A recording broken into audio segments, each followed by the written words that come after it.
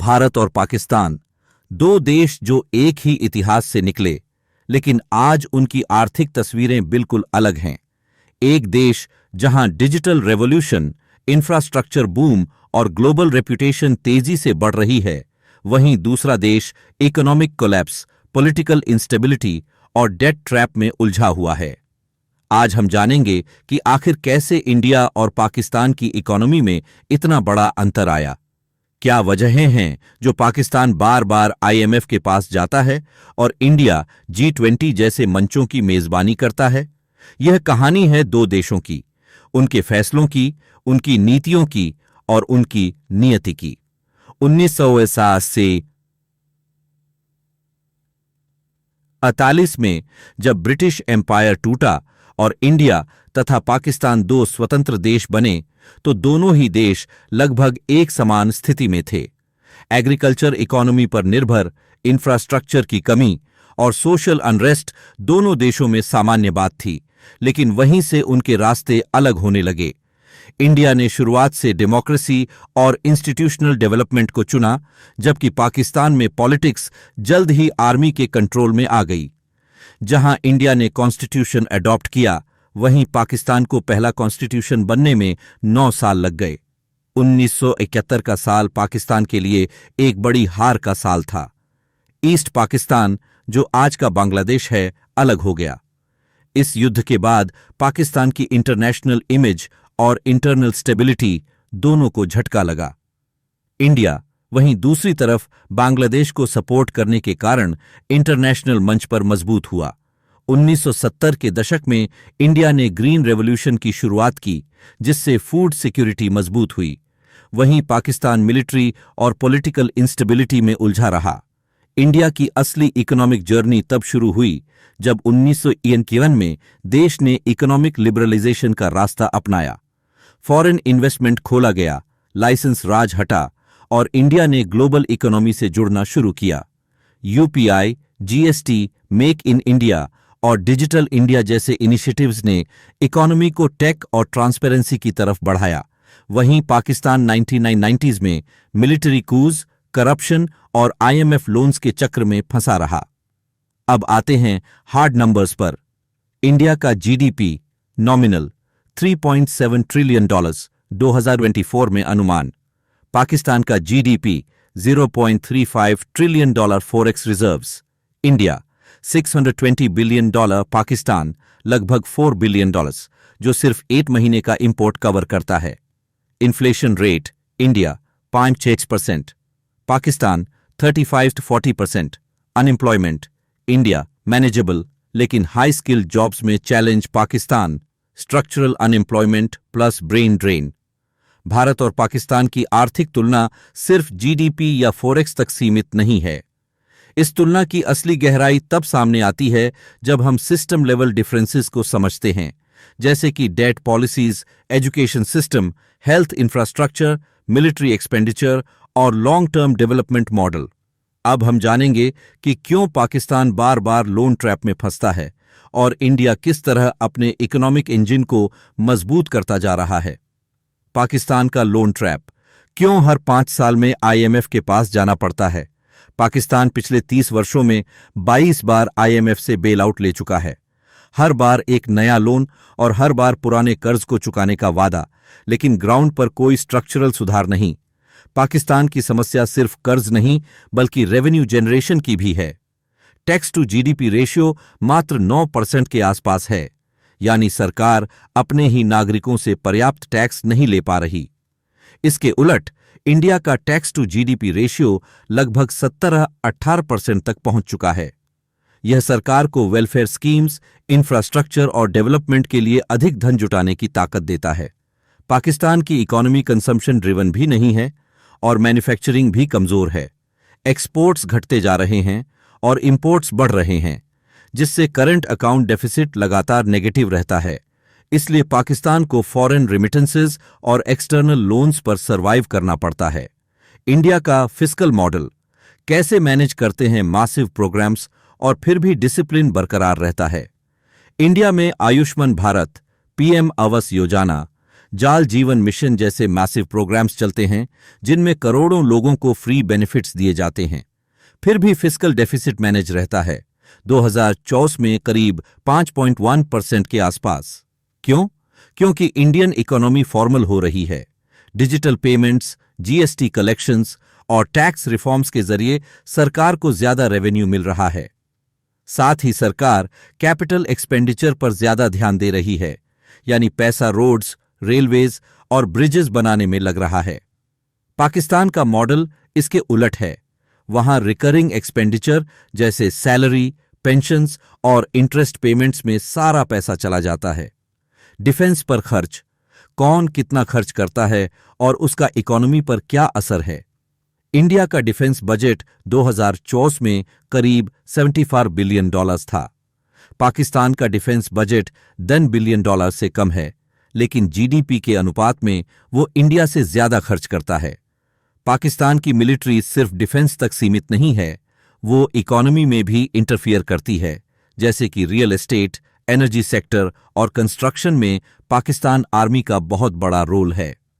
इससे private investment discourage होता है और पॉलिसी मेकिंग पॉलिटिसाइज्ड हो जाती है। इंडिया में डिफेंस सेक्टर अब इंडिजिनाइजेशन की ओर बढ़ रहा है।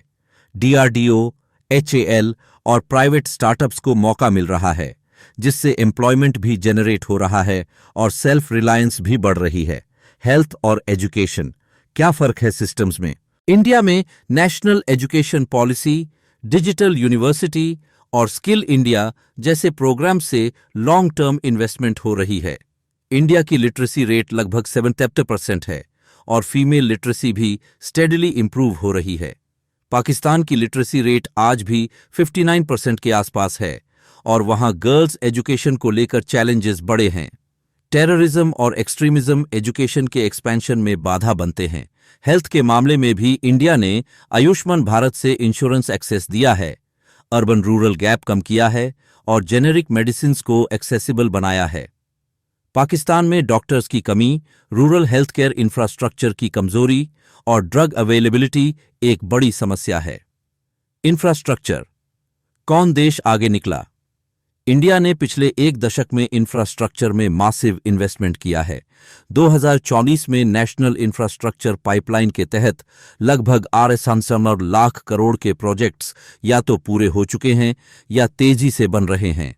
हाईवेज की बात करें तो इंडिया हर दिन औसतन 87 किलोमीटर रोड बना रहा है।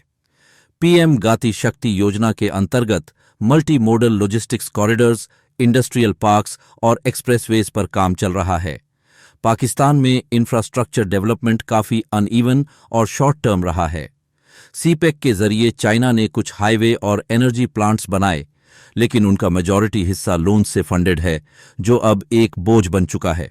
इंडिया में रेलवेज का इलेक्ट्रिफिकेशन, वंदे भारत ट्रेन्स और डेडिकेटेड फ्रेट कॉरिडोर्स एक फ्यूचरिस्टिक बदलाव का संकेत है। पाकिस्तान की रेलवेज डेकेड्स पीछे हैं, मॉडर्नाइजेशन लगभग रुकी हुई है और पब्लिक ट्रांसपोर्ट सिस्टम्स बिखरे हुए हैं। ग्लोबल ट्रेड और मैन्युफैक्चरिंग, कौन बना एक्सपोर्ट पावर हाउस?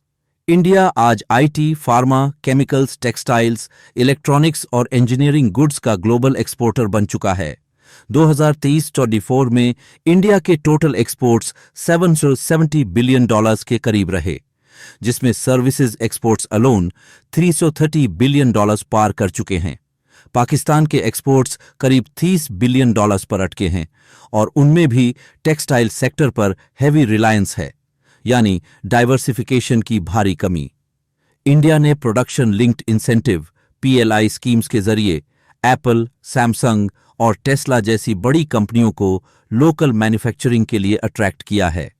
पाकिस्तान में पॉलिटिकल अनसर्टेनिटी, एनर्जी क्राइसिस और इनकंसिस्टेंट पॉलिसीज ने फॉरेन इन्वेस्टर्स को डराया है। CPEC versus make in India, कौन सी योजना सफल रही? CPEC, China Pakistan economic corridor, Pakistan के लिए एक मेगा अपॉर्चुनिटी मानी गई थी, लेकिन ग्राउंड रियलिटी ये है कि ग्वादर पोर्ट अब भी फुली ऑपरेशनल नहीं है और मेजॉरिटी प्रोजेक्ट्स डिलेज या डिस्प्यूट्स में हैं। चाइना ने कई प्रोजेक्ट्स को हॉल्ट कर दिया है क्योंकि पाकिस्तान लोन रीपेमेंट्स नहीं कर पा रहा। इंडिया की मेक इन इंडिया नीति भले धीरे शुरू हुई, लेकिन अब मोमेंटम पकड़ चुकी है। डिफेंस, ईवीज, कंज्यूमर इलेक्ट्रॉनिक्स से लेकर सेमीकंडक्टर तक हर क्षेत्र में डोमेस्टिक मैन्युफैक्चरिंग को बढ़ावा मिला है।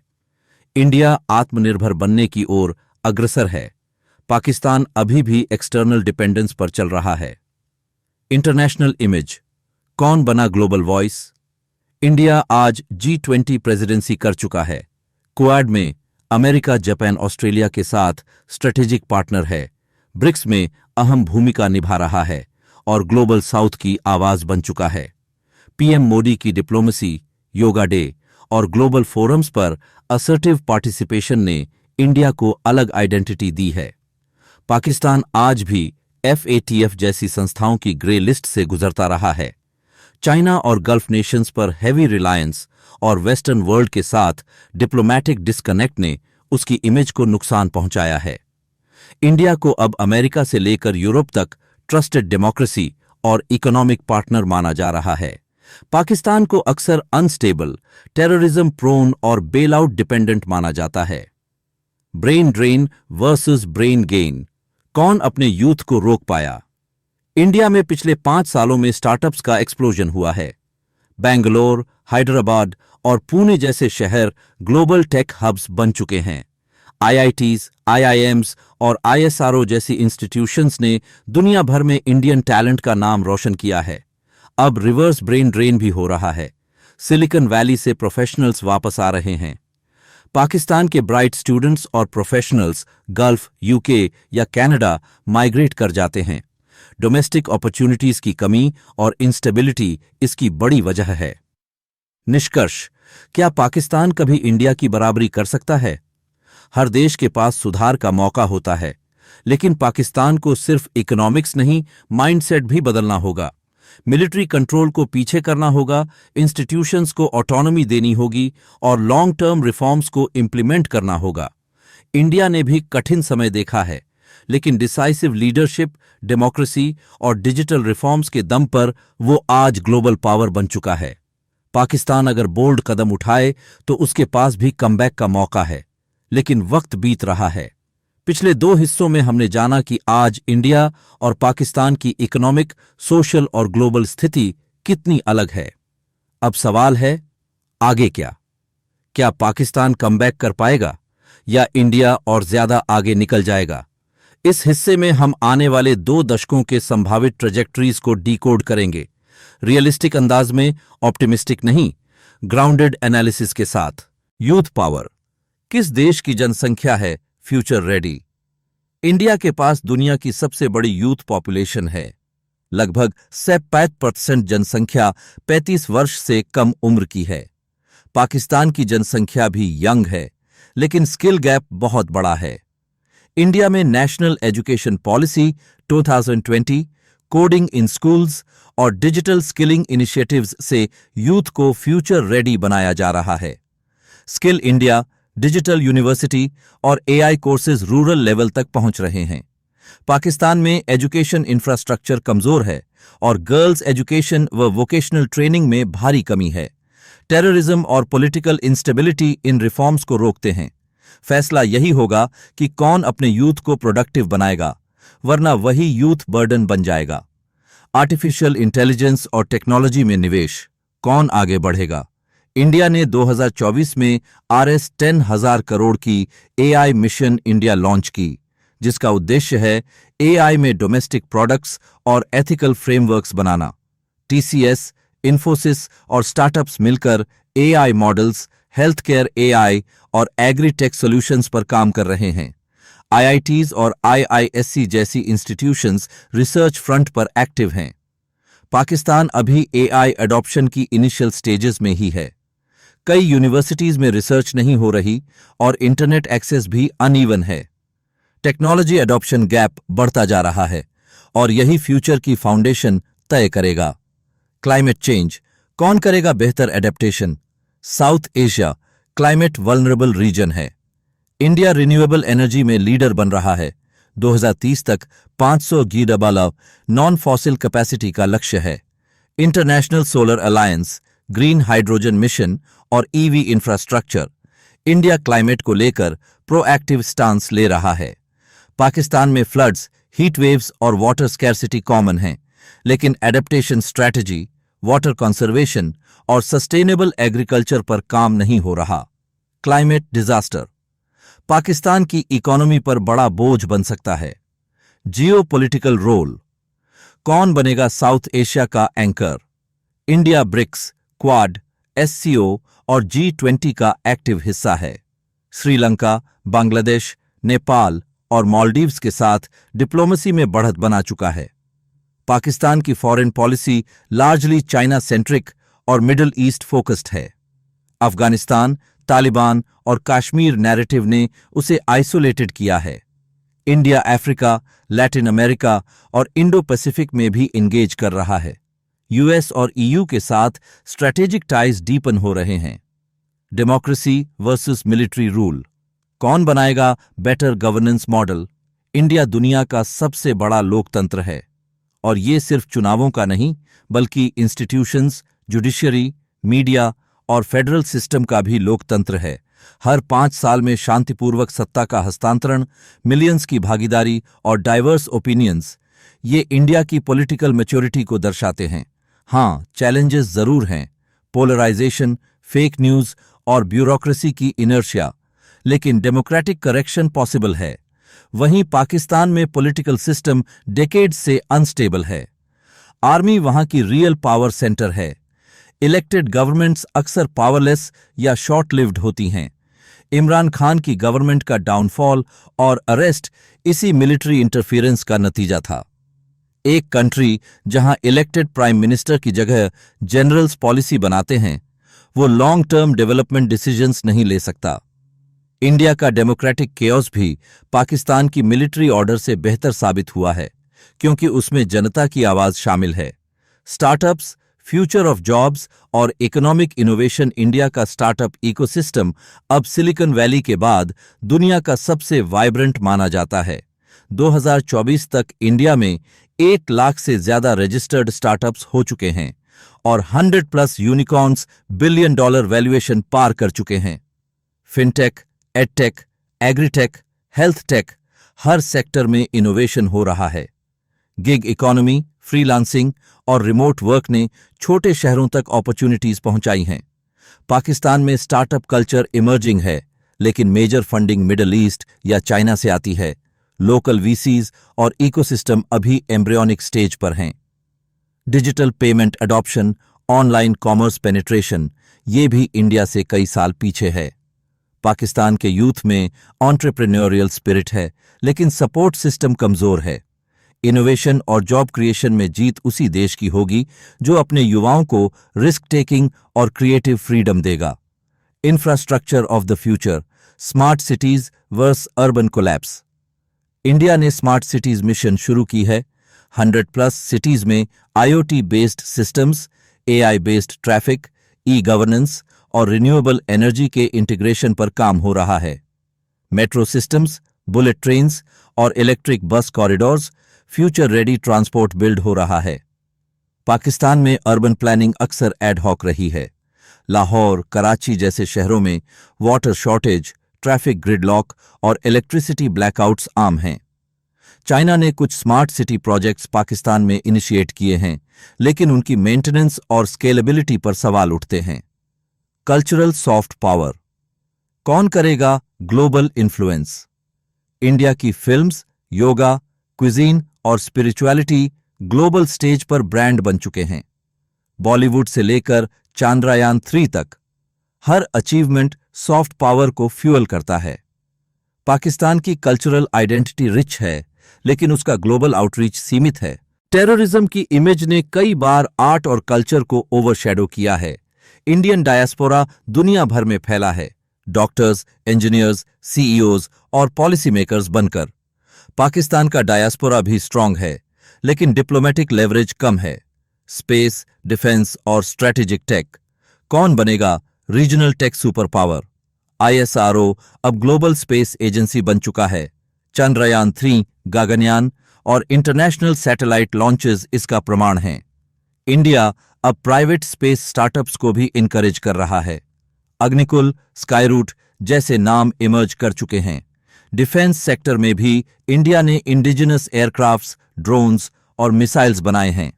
पाकिस्तान की मिसाइल कैपेबिलिटी क्रेडिबल है, लेकिन चाइना डिपेंडेंसी ज्यादा है। स्पेस एक्सप्लोरेशन में उनका फुटप्रिंट बेहद सीमित है। फ्यूचर टेक में सॉवरेंटी का मतलब है आप अपने दम पर लॉन्च, डिफेंड और इनोवेट कर सकें। फाइनल वर्डिक्ट, अगले 20 सालों में कौन लीड करेगा? इंडिया ने अपने रिफॉर्म्स से साबित किया है कि जब इंस्टीट्यूशंस को एम्पावर किया जाए, टेक्नोलॉजी को अपनाया जाए और यूथ को इंस्पायर किया जाए, तो एक देश ग्लोबल लीडर बन सकता है। पाकिस्तान के पास भी पोटेंशियल है, फर्टाइल लैंड, यंग पॉपुलेशन और स्ट्रैटेजिक लोकेशन, लेकिन जब तक इंटरनल स्टेबिलिटी, मिलिट्री एग्जिट और इकोनॉमिक फ्रीडम नहीं मिलती, तब तक वो सिर्फ पोटेंशियल बना रहेगा। इंडिया अगर एजुकेशन, हेल्थ केयर और इनइक्वालिटी पर ध्यान देता रहा तो उसका राइज अनस्टॉपेबल होगा। पाकिस्तान को सबसे पहले अपने अंदर झांकना होगा। फ्यूचर उन्हीं का होगा जो अपने प्रेजेंट को समझदारी से बिल्ड करें। 21वीं सदी की सबसे दिलचस्प लड़ाई युद्ध नहीं, हथियारों का नहीं, बल्कि इकोनॉमी, टेक्नोलॉजी, इनोवेशन और फ्यूचर विजन की लड़ाई है। एक ओर है इंडिया, एक उभरता हुआ लोकतांत्रिक पावर हाउस जो सेंचुरीज ऑफ स्ट्रगल से निकलकर डिजिटल सुपर पावर बनने की ओर बढ़ रहा है, और दूसरी ओर पाकिस्तान, एक ऐसा देश जो अपने ही डिसीजंस, इंटरनल केओस और ग्लोबल आइसोलेशन से जूझ रहा है। यह अंतिम अध्याय इस सवाल का जवाब देगा, क्या पाकिस्तान कभी बराबरी कर पाएगा या इंडिया अनस्टॉपेबल बन चुका है? साइकोलॉजी ऑफ अ नेशन, आत्मविश्वास बनाम असुरक्षा। इंडिया में आज एक नई जनरेशन है जिसे कॉलोनियल गिल्ट नहीं है, जो अपने अचीवमेंट्स पर गर्व करती है और जो मार्स मिशन से लेकर यूपीआई तक हर चीज को अपनी पहचान मानती है। पाकिस्तान में आइडेंटिटी क्राइसिस है। वो अपनी हिस्ट्री को इंडिया से अलग करने में इतना कंज्यूम हो गया कि अपनी ग्रोथ रोड मैप भूल गया। इंडिया के यूथ को लगता है हम दुनिया बदल सकते हैं। पाकिस्तान का यूथ अक्सर सोचता है हमारे साथ न्याय नहीं हुआ। जब एक नेशन कॉन्फिडेंट हो जाए और दूसरा सिर्फ विक्टिम बन जाए तो रास्ता वहीं से अलग हो जाता है। डिजिटल पावर, डेटा का युद्ध आज की लड़ाई मिसाइल्स की नहीं, बल्कि एल्गोरिदम्स, एआई और साइबर डोमिनेंस की है। इंडिया के पास आधार, यूपीआई, ओएनडीसी, कोविन जैसे डिजिटल प्लेटफॉर्म्स हैं जो बिलियन स्केल पर काम करते हैं और अब दुनिया उन्हें रेप्लिकेट कर रही है। पाकिस्तान अभी भी कैश बेस्ड इकोनॉमी में फंसा हुआ है। मोबाइल पेनिट्रेशन बढ़ी है, लेकिन रेगुलेटरी सिस्टम आउटडेटेड है। इंडिया की digital public goods model like UPI and DigiLocker अब श्रीलंका, मॉरिशस और इवन मिडिल ईस्ट में भी एक्सपोर्ट हो रही है। डिजिटल सॉवरेंटी वही है जो अपना ऑपरेटिंग सिस्टम खुद बनाता है। क्राइसिस रिस्पॉन्स, कौन टिकेगा, कौन गिरेगा? कोविड-19 पैंडेमिक ने दिखा दिया कि कौन कंट्री रेजिलियंस दिखाता है। इंडिया ने कोविन, वैक्सीन डिप्लोमेसी और होम ग्रोन वैक्सीन से एक ग्लोबल लीडरशिप ली। पाकिस्तान उस समय भी चाइनीज और वेस्टर्न हेल्प पर निर्भर था। इकोनॉमिक क्राइसिस आए तो इंडिया ने इन्फ्लेशन को कंट्रोल किया, रुपी को संभाला और ग्रोथ मोमेंटम रखा। पाकिस्तान आईएमएफ बेलआउट के लिए बार बार दरवाजा खटखटाता रहा, लेकिन रिफॉर्म करने की हिम्मत नहीं दिखाई। क्राइसिस रिवील करता है असली स्ट्रेंथ, और वहां इंडिया ने भरोसा जीता, पाकिस्तान ने सहानुभूति मांगी। Military might versus economic power, असली ताकत किसमें है? पाकिस्तान डिकेड्स तक मिलिट्री स्पेंडिंग पर जोर देता रहा। इंडिया को काउंटर करने की कोशिश में अपने इकोनॉमी को भूल गया। इंडिया ने मिलिट्री मॉडर्नाइजेशन के साथ साथ इकोनॉमिक पावर को नेशनल सिक्योरिटी का हिस्सा बनाया। अब इंडिया ब्राह्मोस एक्सपोर्ट कर रहा है, आईएनएस विक्रांत बना चुका है और आत्मनिर्भर डिफेंस विजन पर काम कर रहा है। पाकिस्तान वेपन्स इंपोर्ट करता है और खुद मैन्युफैक्चरिंग की कैपेबिलिटी नहीं बना पाया।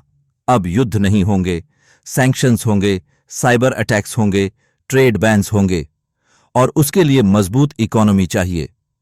फ्यूचर माइंडसेट, कौन सोचता है 2047 की तरह, कौन 1947 में अटका है? इंडिया आज 2047 की बात करता है। विकसित Bharat, AI economy, space leadership, clean energy goals. Pakistan अब भी 1947 के पार्टीशन, कश्मीर और बॉर्डर इश्यूज में उलझा है। इंडिया ने हिस्टोरिकल वूंड्स को मॉन्यूमेंट्स बनाया, पाकिस्तान ने उन्हें फ्रेश रखा और अपनी पॉलिटिक्स की फाउंडेशन बना ली।